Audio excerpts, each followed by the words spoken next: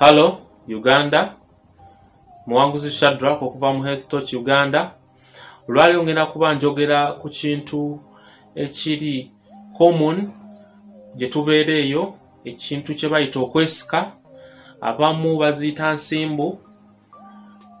Njagala kubanga njogera ku biki by'olina okukola ewaka singa omuntu gw'oli naye abanga ali mu mbeera ey'okwesika, na biki by'otalina kukola newankubadde nga bibadde bikolebwa ebbanga lyonna mu bukyamu.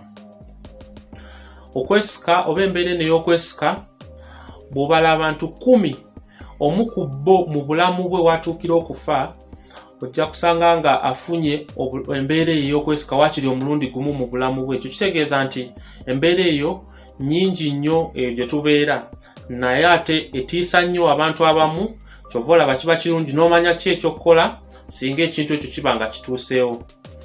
Ekisooka njagala kugamba nti omuntu bw'abanga atudde, ayimiridde, alina kyakola, embeera eyo n'emulumba, kiba kirungi n'ogezaako okumukakkanya wansi mpola n'omuteeka wansi. Bw'omala ekyo, gyawo ebintu byonna ebibeera bimwetoolodde ebiyinza okumutuusaako obulabe, ebintu ebikaluba, ebintu ebifumita, bijjeewo, omuleke agende mu maaso n'okwesika oba n'okutambuza omubiri gwe nga bw'abeera agutambuzizza.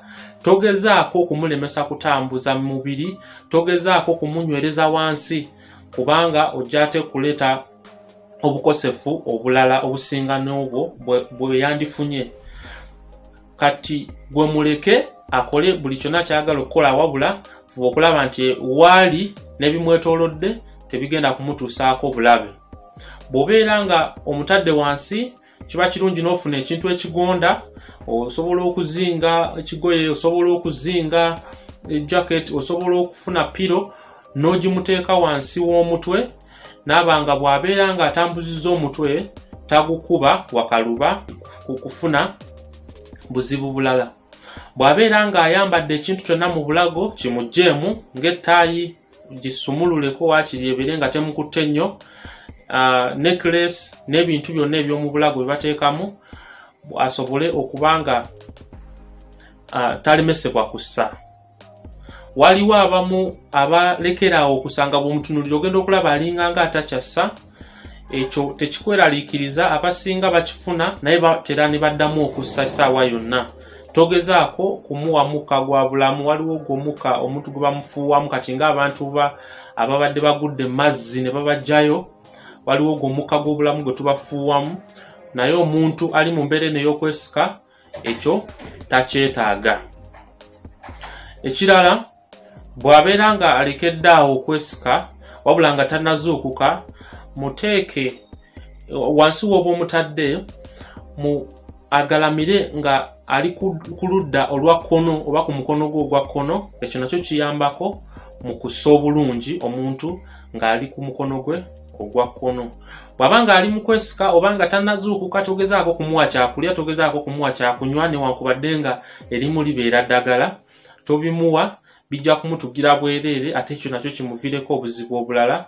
Oba wakumuwa kintu kyonna, kimuwe ng'amaze okuzuukuka bulungi. Togezaako kuteeka kintu kyonna mu kamwa. Abamu beeraliikirira nti agenda kumira olulimi lugenda kugwa emabega, abeere nga takyassa, agenda kululuma. Ebyo byonna bisobola okuleetera okumuteeka ekintu mu kamwa, naye ate ekintu ekyo ky'omutadde mu kamwa asobola okukimira, kisobola okumukosa mu kamwa, kisobola okumukosa amannyo, ekintu ekitali kirungi. So muleke, toteeka kintu kyonna mu kamwa. Bw'abeera nga olulimi alulumye, lujja kujjanjabibwa oba ebisago bijja kujjanjabibwa, kuba ebisago byafuna nga alumya olulimi bisingako nnyo ebisago byayinza okufuna nga omutadde ekintu mu kamwa. Tasobola kumira lulimi olwo, teri muntu yeesika asobola kumira lulimi lwe. Bw'abeera nga azuukuse, tomuteekerawo mbeera ya kumutiisa oba kuzuukukira mu kikangawa. Fuba okulaba nti muli bakkakkamu, fuba okulaba nti mumubuulira ekibaddewo mu ngeri esaanidde. kubanga bw'omumutiisa oba bw'omumuleetera okulaga nti ekibaddewo si kya bulijjo kijja kumukosa endowooza ye, kijja kukosa empulira ye n'enneeyisa ye okusingira ddala ng'ali mu bantu. Mu luzungu tukiyita self esteem. Kiyinza okukosa self esteem ye n'abeera nga yeenyooma oba nga teekkirizaamu mu bantu. Bw'abeera ng'ali mu kwesika, kyandibadde kirungi n'olaba ebiseera watandikidde okwesika n'ebiseera okwesika okwo kunaamalira. Kuba bw'ona ogenda mu ddwaliro bajja kubuuza nti yatuttenga kiseera kyenkana ki ng'ali mu kwesika. So kiba kirungi n'omanya obudde bwatandikiddeko n'obudde bwamaliddeko, ne kituwa mu ddwaliro okumanya nti okwesika kuno kwatutte ebbanga bwe riti. Okwesika kungi, naye ebimu ku ebyo osobola okubikola ate okwesika ne kutavaamu bulabe bulala ku muntu ono abeera mu buzibu obwo. Muwanguzi Shadrack, Health Touch Uganda, follow the light.